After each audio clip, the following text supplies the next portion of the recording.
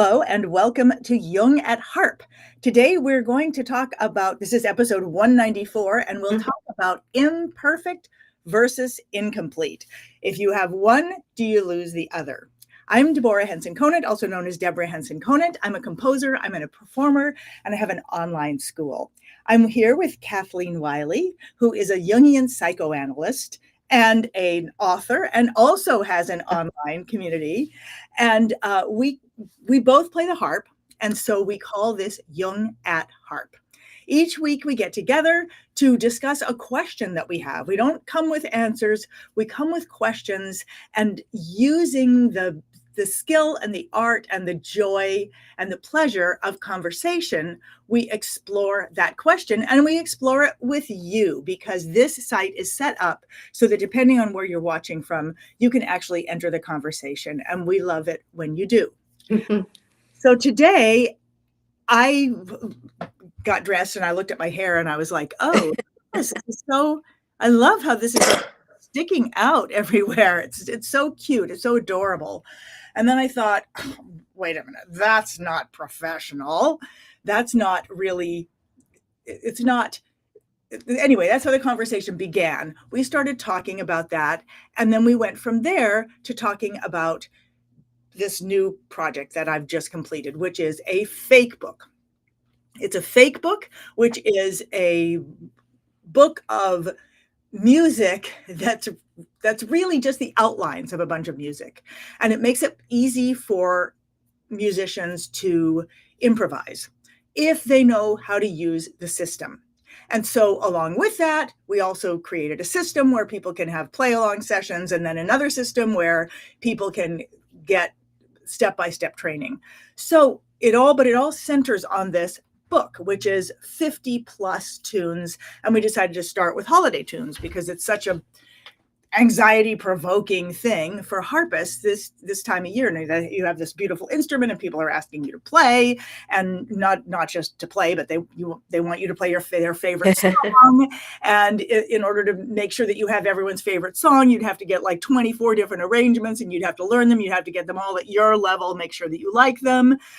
And, you know, God forbid they should ask you to play at a party and where you have to play for an hour or 2 hours. And, you know, each song is only 2 minutes long. So, but there is a solution. And the solution is to play from a fake book, because a fake book is not learning an arrangement. It is a system by which you take a very simple outline of a tune and you turn it into an arrangement. And it's how I learned how to play as a kid. And the beauty of it for me is that it grows with you, because you play it at whatever level you're at. And then as you develop more, you reinterpret that simple formula over and over and over again. It just becomes more and more creative. And this is how jazz players play. Okay, so that's the background. Starts with my hair, of course. And then and so we wanted to put it together very quickly. We wanted to put it together before, like Black Friday and Christmas, because harpists need to start doing this. We wanted to put it all together. And needless to say, whenever you put something together quickly, there will be things you want to change. We found other tunes we wanted to add. We found, parts of tunes that we wanted to add or wanted to change, or chords we wanted to change. And so we've changed it several times since we put it out. And I've been feeling like part of me is like, oh, I'm so excited, because now, it was great in version 1, and now it's even better. And everybody who bought version 1, they're going to get, the next version. There's that, which is, wow, this is what it's like to create something imperfect, get it out there, get it in people's hands, let them start using it. And then there's this little shame monkey that's over here that's like, how dare you put that out there? And I'm imagining someone like, I printed that out and it's wrong, and now I'm going to have to print it out again. This is what's in my head, is perfectionism. And when I told you about this, you said, well, first of all, I want to say that my coach said to me as I was talking about this, and this especially came up because I did a Facebook Live that suddenly resulted in a lot of sales. Like I could see them coming in, and part of me was like, "Oh yay, everybody has this book," and the other one was like, "Oh my God, no, it's not perfect." I've got to I was so anxious about it. I was working on it until 2 a.m. and then got up again at 7 to try to fix it, and my coach said to me, "Congratulations, Deborah, for putting something out there that wasn't perfect," because she knows that I struggle. And this is why there's so little of my music that's available for harpists, that I struggle with perfectionism. Yeah. And that makes it impossible for something to get out there. And so I'm really trying to embrace the extreme discomfort of knowing that people are using something that's imperfect. Mm-hmm. It will always be the case. I mean, there's mistakes in Baroque flamenco that's been out there for 10 years and that people perform on stage. There's things that are, I've in orchestra scores, I've seen mistakes in, Ravel and Debussy. I get it. It's always going to be that way. But I really wanted to talk about this idea of imperfect. And you brought up that you said, all right, so is something complete? Can it be connected to the next person? Can the next person get value from it? Can they take it and actually use it? Does it connect them to others? Yeah. Yeah, well, congratulations, because it is a big accomplishment, and to take that courage to, as my book coach says, to just lob it out there into the world and know that it's going to have a life of its own. It occurs to me in my own life whenever I do a creative project, and I'm finding this with this book project, which I'm doing another round of edits on. And I've realized that I could edit it for the rest of my life. And so this is the round of edits that's going to get it to some people who are going to endorse it for me and get it for submission to publishers. Because I've just realized my own process is never finished. So my own evolution, as a human being, as a creative, as a writer, as a psychoanalyst, as a harpist, as a wife, as a friend, a lover, it's never finished. It's never complete in the sense of being finished. It's an ongoing evolutionary journey as long as I'm living. And we see that in the cycles of nature. It's never at a standstill. If it's at a standstill, it's dead. And even we know when things are dead, there's still life underneath. There's another life happening. So I think that at some point we have to say, yeah, this isn't perfect. It's got some things. And in retrospect, if I'd done it this week or next year, I probably would have done this differently. But it's good enough. It's good enough to achieve the intention, the outcome, your desire. To me, the intention for you is to empower a harpist to enjoy playing through the Christmas season, to enjoy joining in and creating music for people of familiar tunes in a way that is digestible, manageable, doable, realistic. And that is a powerful gift. And so I think we just have to keep our eye on, so if this chord, you do it differently this time or that time, does it really matter when I'm out there? And by the way, I am going to be playing at a Christmas party with John the first weekend of December. Yeah. So I have my own, I'll be looking at the fake book. It's like, does it really matter if I hit a fourth when I was going for a fifth, or if I hit the fifth when I was going for a fourth, or is it just going to sound like music? I mean, a bunch of things came into my head when you were talking. I had just a bunch of these revelations when you said the word process, and you talked about how, process is your whole life. And as you were saying it, I was thinking, and the both the beautiful and the maddening thing is, as soon as you complete something, going through the process of completing it actually opens up more that could change. Now, that's not always true. I was thinking about the golden cage, and I was thinking about how really complete it feels. Although I feel like for the rest of my life, I'll probably be working on the ending. And like on my deathbed, I'll be like, oh, that's the ending it's supposed to be. They say this. But the process itself is a process that opens us up to understanding more of what we're doing, Yes. Which is what's interesting about this fake book as well, is that it's a way of learning. What I love about it, and so I was thinking also about this, something complete. A classical piece of music, once on a page, is considered complete and perfect. And maybe it is so. Maybe Beethoven heard Fürlies and it would be like, yeah, it's okay. I don't need to change that anymore. Maybe. And so when we come from that ethic, I know that that's the biggest thing, that's my biggest competition in fighting for people's self-expression through playing the instrument. My biggest competition is the perfection of pieces of, classical pieces, that there's the idea that you can get them right. Yeah, when you said competition, what came up for me is it's not competition, it's a totally different paradigm. It's like at some point we have to make a decision. What paradigm, what world are we going to live in?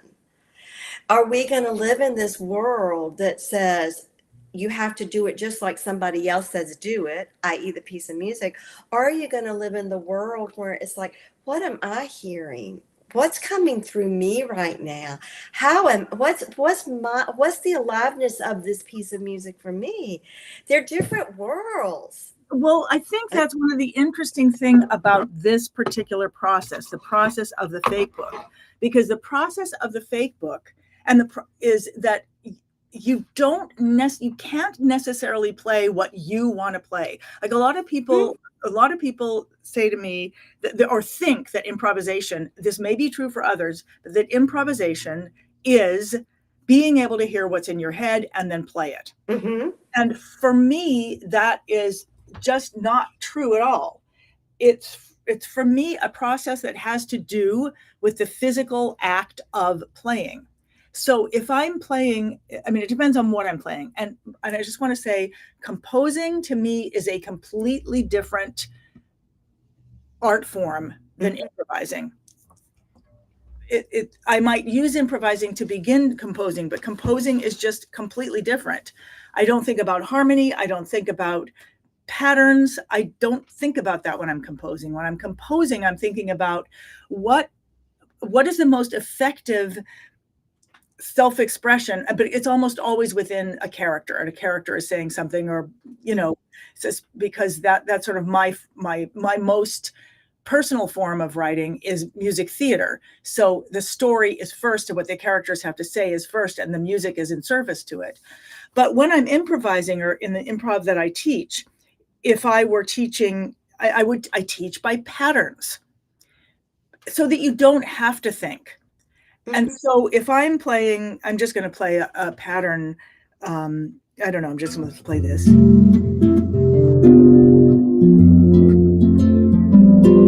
So I'm in the Lydian mode for whatever reason, and I'm making this.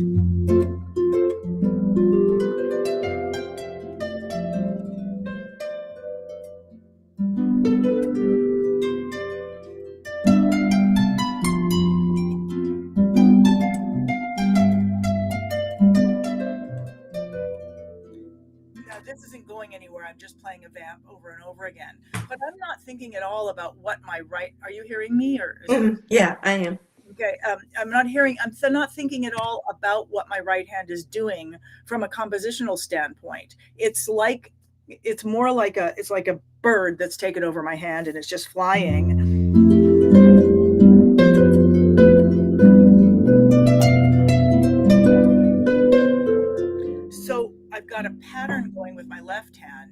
instrument in my right hand is being this thing that moves over it based on what's easy for my hand and and sort of a sense of like arc, or like, I feel like going up or something like that.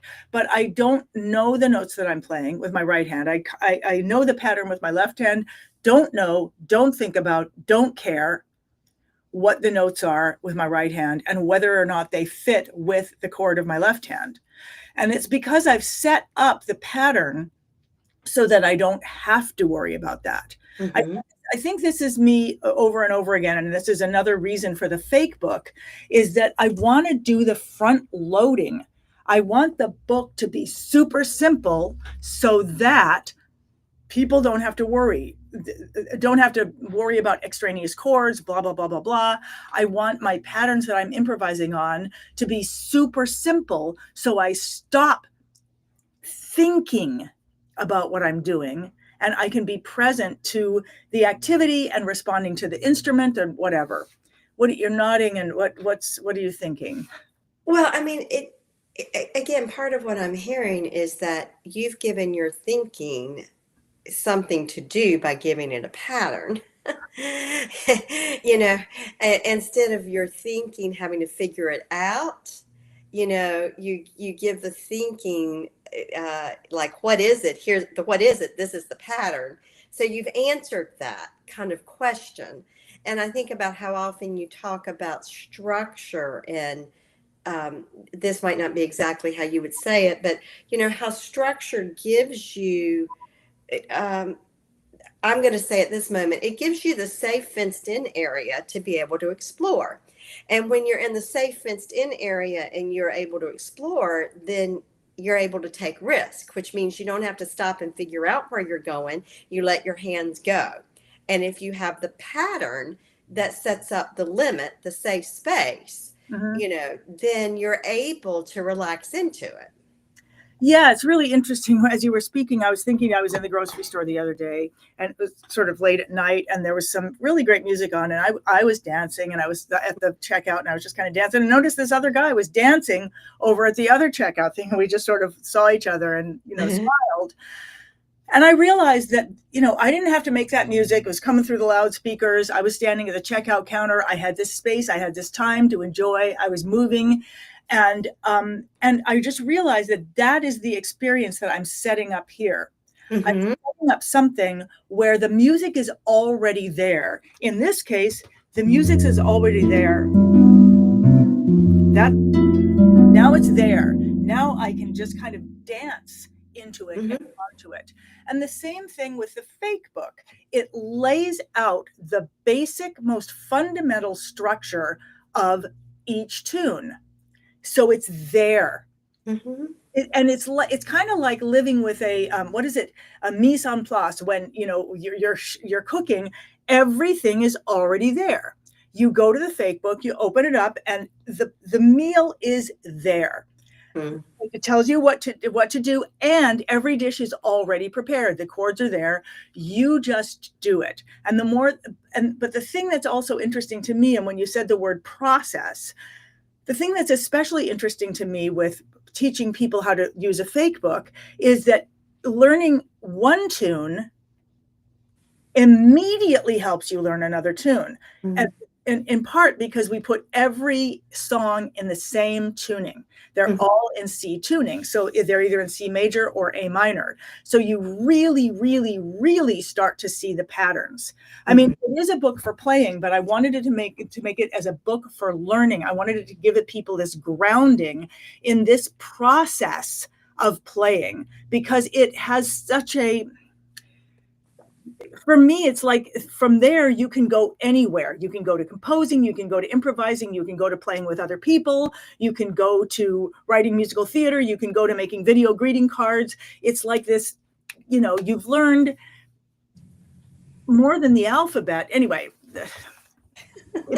but the thing, when you said the word process, yeah.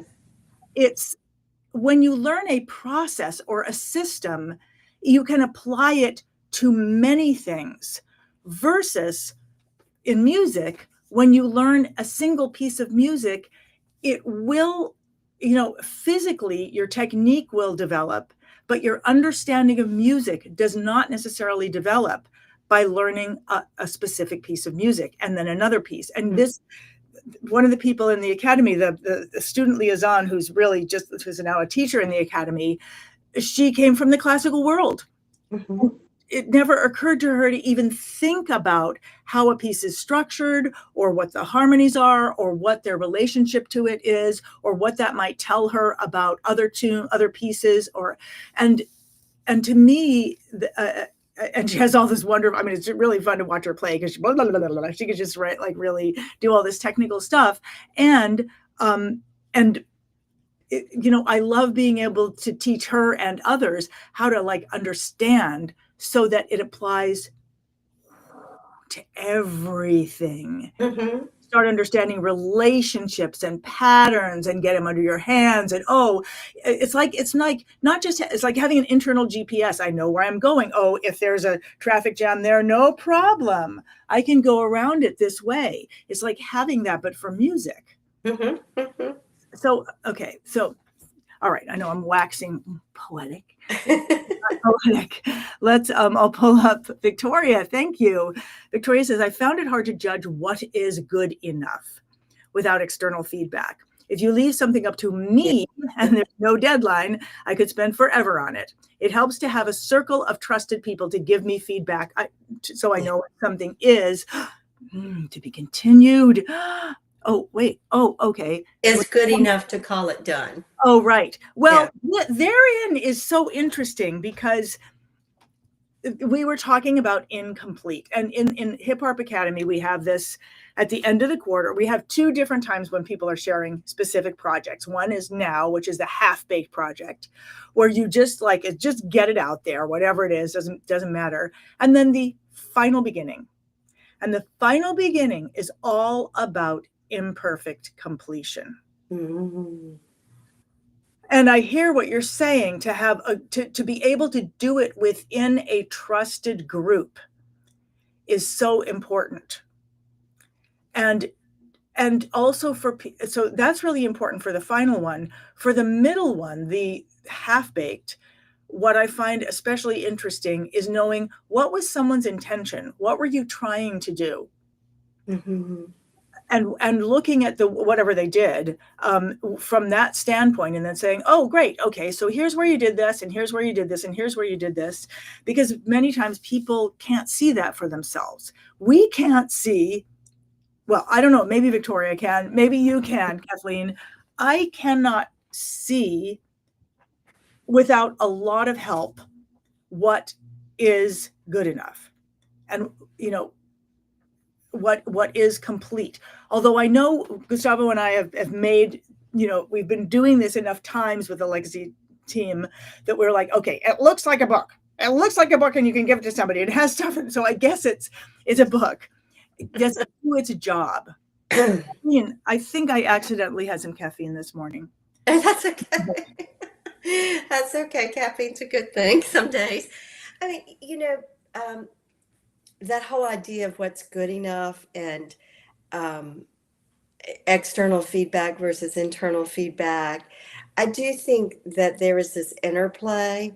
When I share meditations that I've written, and I'll immediately get back, several emails from people who said, this is just what I needed to hear today, or this speaks to me. And so I think sometimes we don't know the value and worth of what we've created unless someone else acknowledges or shares with us how we impact them. So I think there is that need to know, to have the feedback of how we're impacting another. And of course, there is then the shadow side of that, as you so often shared with your story about the Catcher in the Rye piece, when you first shared it with a friend who kind of made a face and you put it away. And, I'm thinking about this transformational book coach I was working with early on in my book project, who I sent her some writing, and she wrote me back and said, this is boring. It was like, oh, it was, but I get it. And she was really in her candid response, she was saying to me, I need your heart and story in this, not all of this sterile academic information. So it was an important feedback, even though it was a little bit to me, because it allowed something else to open up in me, and it allowed me to begin to say, okay, yeah, there's something missing here in what I've written, and how do I put the essence into what it is versus just these words.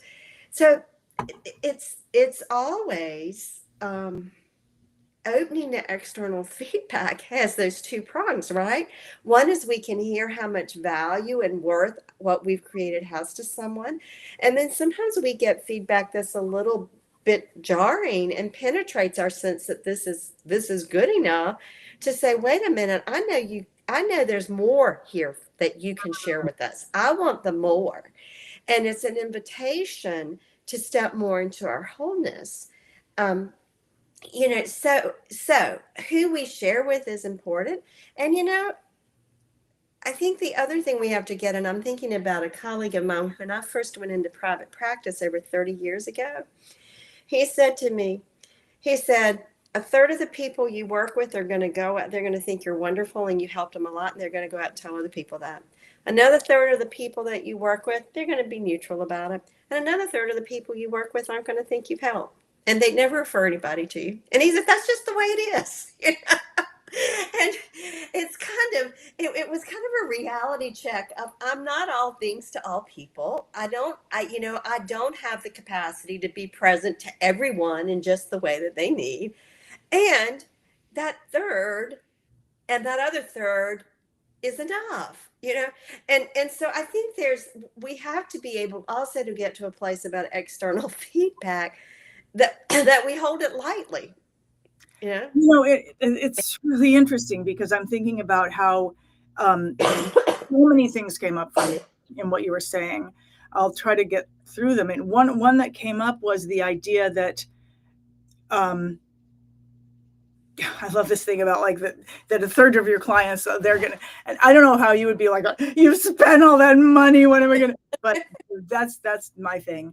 Is one of the things we do in the academy, because the academy is a Hip Harp Academy is a closed space for safety and for development through discovery, not development through critique. We're just at the discovery phase, and so I'm constantly, when anyone shares, I'm always very careful to create a container for that and explain how I go through a whole thing. But part of it is, as we watch others, look for the gift, that in everything anyone shares, there is a gift.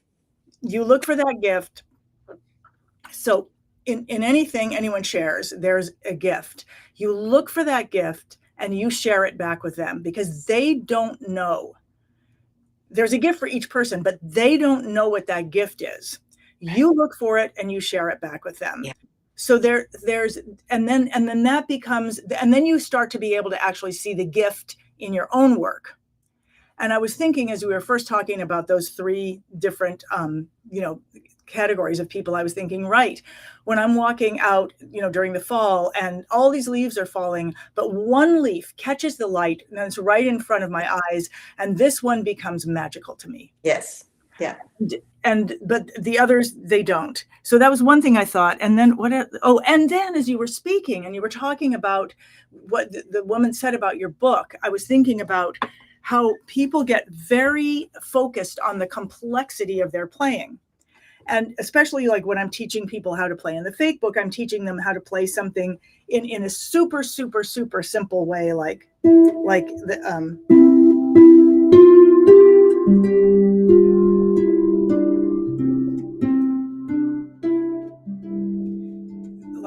that's like you can do that right from the formula, and then as soon as you get that, you can add harmony.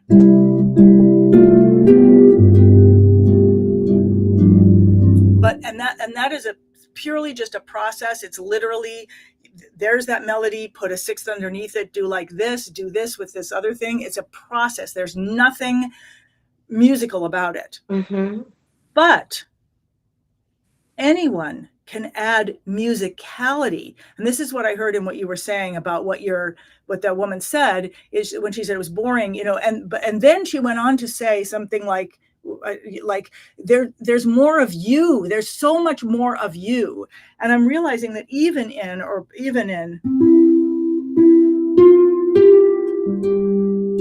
there's so much of us that we can put in a very simple thing. But I remember when I was first starting to play the harp, I felt I did not have a right to play musically unless I was playing something complex. Mm-hmm. Yeah. And then the last thing that I remember, there was a retreat that I was holding years ago, and people were like, okay, they wanted me to critique their playing, and I was just really scared to do it. And then one day I was like, okay, they paid their money. I'm going to actually tell them. I'm going to tell them. And so I started working with one woman, and we're sitting there, and I said, no, do it again, and take all the fluff out of it, all the thing where you're trying to show like what a creative person you are. Take that out. I just want to see you. And she kept doing it. And I'd be like, no, take all of that out. I just want to see you. And at a certain point, she just started sobbing.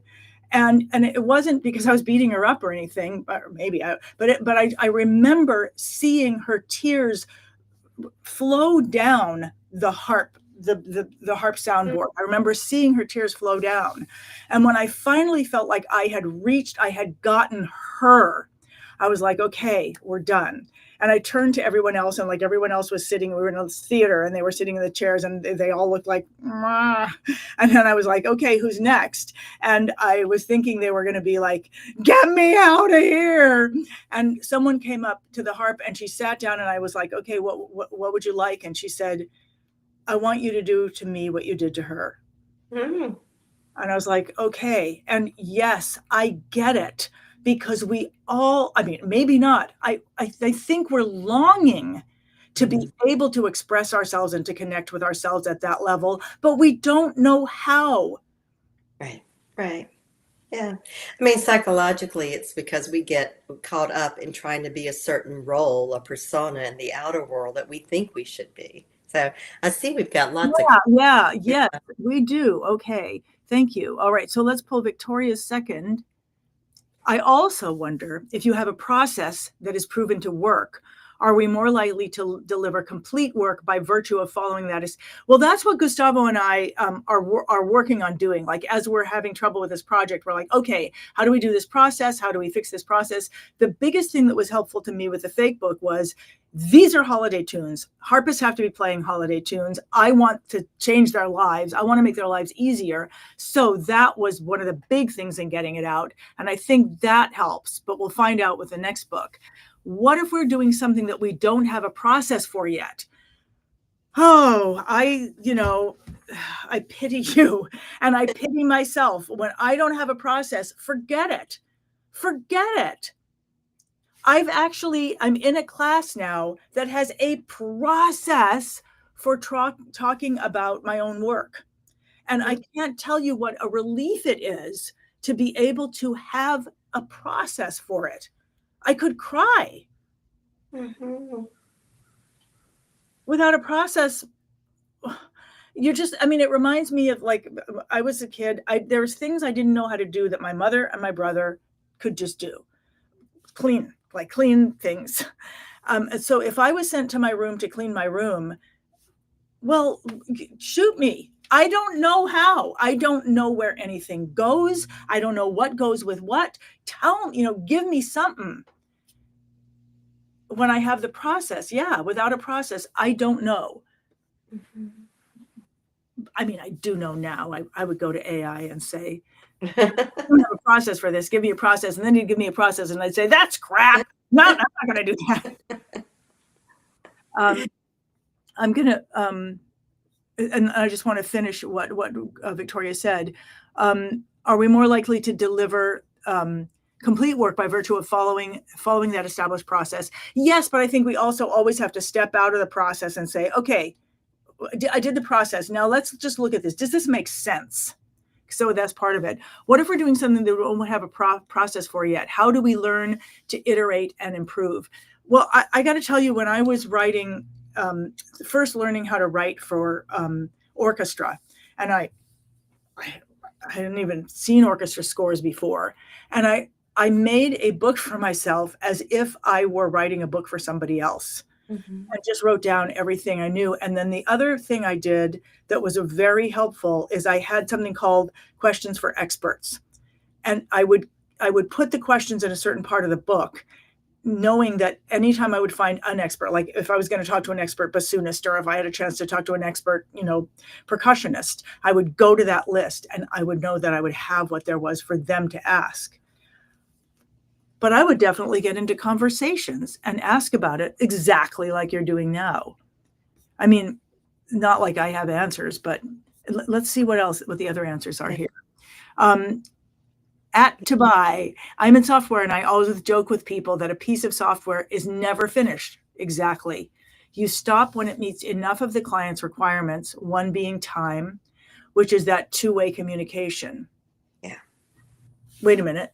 You stop when it meets enough of the client's requirements, meaning they need it now, I guess. And that, right, which is two-way conversation. You're right. Right. Yeah, it becomes, so here, there's a second installment. So from the harp, I guess, it's that you are expressing enough of what you are trying to express. Who and what is the person you're communicating your music. Right. And it's interesting because we've been in the legacy project team, we've been going over to software to look at, well, how do they deal with, updates, like, we found a bug in the system here. How do we communicate that to people? And how do we communicate it to people when they're not just buying music from me, but they're buying music from other people? It's out in the world, from Sylvia Woods or from Creighton Collections or something like that. How do we set up the books so that we have connection? We know who bought what, so that when there is something to be updated, we can go to them and let them know what there is to be updated. Mm-hmm. I mean, there's this one part of Baroque flamenco, it's wrong. And it's always wrong. And I have to hear people play it wrong over and over and over again. And I have to know that if they play it right, and they're in a contest, the judges will tell them they did it wrong, because that's not what's on the page. Well, we don't have time because we're about out of time, and it's almost 10 o'clock. But I mean, I think, again, is it wrong, or is it an alternative version? It's not the version you prefer. It's not the version you've deemed the right one. But is it wrong? I mean, we're back to imperfect versus incomplete. You're right. I've learned to appreciate it. Yeah. You prefer a different version, but it's a version that is out there in the world, and people love it enough to play it. Well, it's just one note that's wrong. Okay, one note. Come on. Well, and as you were saying, the minute you said what you said, I thought, well, if someone played it super convincingly, I would consider, allowing it out of my brain as, the wrong thing. Let's pull this last up. Sometimes you only need it to reach one person, yourself. So there's more that. That's such an interesting thought. Go on. I was just going to say, there's this story about this little girl who's walking down a beach where all of these starfish have, washed up and are going to die because they're beached. And so she's walking down the beach, picking them up one at a time, throwing them in. And this man comes by and says, what you're doing is useless. You can't save them all. It doesn't matter. And she picks one up and throws it back and says, it matters to this one. It matters to this one. I think we have to remember that. And, Jung says we change the world one person at a time. We make an impact one person at a time. And that one person matters. And it has a ripple effect. And I believe that. And I believe your fake book and the version it has, even if somebody never ever gets the revisions or the right things, has made a positive difference, and it's going to have a ripple effect.